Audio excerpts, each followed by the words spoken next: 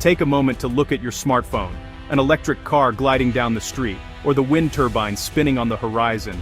These everyday sights are powered by something most of us never see or think about. They all rely on rare earth elements, 17 unique metals like neodymium and dysprosium, which are essential for making powerful magnets, batteries, and advanced electronics. Despite their name, these elements aren't actually rare in the Earth's crust, but extracting and refining them is a complex, energy-intensive, and often environmentally damaging process. Without rare earths, our smartphones would be weaker, green energy would slow down, and even military technology would be left behind. They're the silent force behind our digital lives, clean energy revolution, and national defense. Rare earths power the radar systems in fighter jets, guide missiles with precision, and enable the advanced electronics that keep modern militaries ahead. They're also crucial for sonar in submarines, making them not just a technological asset, but a matter of national security for countries around the world. For decades, the world allowed China to take on the difficult and polluting work of mining and processing rare earths, while other nations focused elsewhere. As the West looked away, China invested heavily, mastering the industry and gaining near-total control over the supply chain for these critical materials. Now the world is waking up to a hidden dependency that's become a glaring vulnerability, one that affects everything from global trade to national security. The race for a cleaner, smarter world has created a new geopolitical choke point, where access to rare earths can determine the fate of entire industries. As tensions between the US and China rise, rare earths have become a front line in a global economic battle, with both sides vying for control and security. The very foundation of our modern world is built on these elements, and as the cracks begin to show, the world is forced to confront just how fragile that foundation really is. China didn't stumble into rare earth dominance, it planned for it. Today, China controls about 70% of mining and a staggering 90% of processing for rare earths. That means nearly every iPhone, electric car, and fighter jet in the West relies on Chinese processed materials. What started as a convenient arrangement has become a strategic liability. China invested in every stage of the supply chain, mastering the complex, toxic processes others avoided. The result? China doesn't just control the tap, it owns the entire plumbing. It sets prices, controls availability, and holds the technology needed to build a rival system. This isn't just about mining, it's about turning rocks into the lifeblood of the modern economy. Any country trying to catch up faces a massive barrier. All roads for rare earths still lead to Beijing. The world is only now realizing the power it handed over.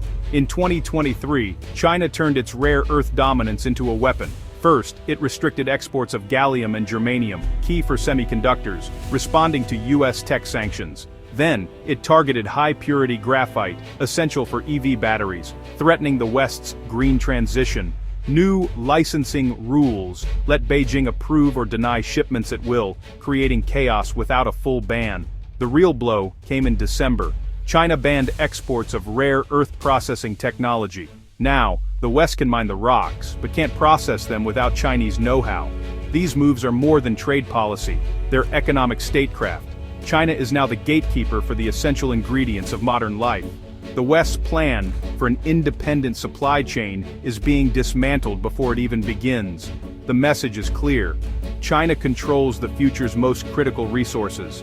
In response to growing concerns over China's dominance in the rare earth market, the US launched a high-stakes counter-offensive, partnering closely with Australia to secure critical resources for the future. At the heart of this strategy is an $8.5 billion deal designed to build a secure, reliable rare earth pipeline stretching from the vast mines of Australia all the way to American factories. This ambitious project aims to bypass China entirely, reducing US dependence on a single supplier and reshaping the global supply chain. Both governments are moving quickly, fast-tracking new mining and processing projects. They're also introducing a price floor, a protective measure to shield the industry from Chinese market manipulation and sudden price drops that could threaten the viability of these new ventures. But this initiative goes far beyond just digging minerals out of the ground. It's about rewriting the rules of the global market, setting new standards for transparency, sustainability, and fair competition. Meanwhile, the US is also reaching out to Central Asian nations, offering them a compelling alternative to China's Belt and Road Initiative. These diplomatic efforts are opening new doors for cooperation and investment. Deals with Kazakhstan and Uzbekistan are now at the center of a new, resource-focused sphere of influence. These partnerships are designed to diversify supply and strengthen ties with emerging economies. The ultimate goal is clear: to secure non-Chinese sources of critical minerals, ensuring a steady flow of resources and weakening Beijing's grip on the world's supply. America's rare earth diplomacy is a bold, forward-looking move to safeguard its green energy transition and technological ambitions, from electric vehicles to advanced electronics. The U.S. is racing to build a web of alliances and resilient supply chains, determined to act before China can close off access to these vital materials. The outcome of this global contest will shape not just the rare earth market, but the very balance of power for the next era. America's $12 billion push for a rare earth supply chain faces a major obstacle: China's export controls. The ban on processing technology has stalled Western projects, forcing engineers to reinvent decades of Chinese expertise from scratch. Timelines are slipping, costs are soaring, and the risk of failure is rising. Even if new plants are built, they'll still need Chinese raw materials to start, materials China can withhold. Beijing's licensing system could leave Western refineries idle, with no feedstock. China's strategy: make alternatives more expensive, slower, and riskier. The U.S. plan is looking like a risky bet. China is actively working to keep its dominance unchallenged. China's squeeze on rare earths threatens America's green energy goals and military strength. EVs, wind turbines, and advanced weapons all depend on minerals China controls. Export restrictions are driving up costs and delaying projects, forcing tough choices in Washington. The dream of energy independence is now a battle over minerals, not oil. Manufacturers are delaying EV factories and scaling back targets. For the Pentagon, dependency on Chinese rare earths is a glaring vulnerability. Every advanced weapon, from submarines to missiles, relies on Chinese processed minerals. A supply cut could cripple U.S. defense production in a crisis. The struggle for rare earths exposes the fragility of our interconnected world. The future of the planet and national security now hinges on who controls these invisible ingredients.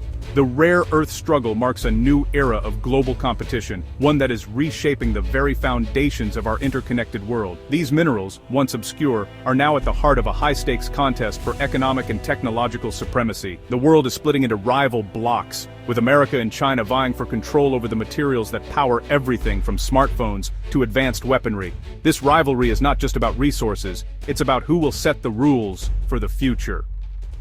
The U.S. is building alliances and supply chains, forging new partnerships to secure access to critical minerals and reduce its dependence on foreign powers.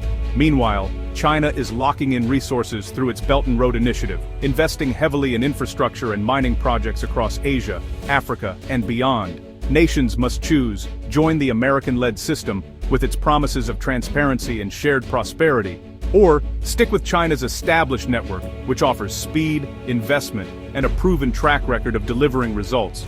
Rebuilding lost industrial capacity is a monumental challenge for the West, requiring massive investment, innovation, and political will. China won't give up its dominance easily. It will use every tool at its disposal, from economic leverage to strategic partnerships, to disrupt rivals and maintain its lead. The fate of America's $12 billion pipeline is a test of its resolve, a symbol of whether it can truly compete in this new era of resource competition. The future is physical. Our digital world, from the smallest gadget to the largest data center, depends on materials dug from the earth, processed, and shipped across continents. The nation that controls these resources controls the future, shaping the destiny of industries, economies, and even entire societies. As competition intensifies, the risk of escalation grows, with tensions flaring at borders and in boardrooms alike. The battle for rare earths will shape everything from climate policy to military power in the 21st century, determining not just who leads, but who survives and thrives in the decades to come.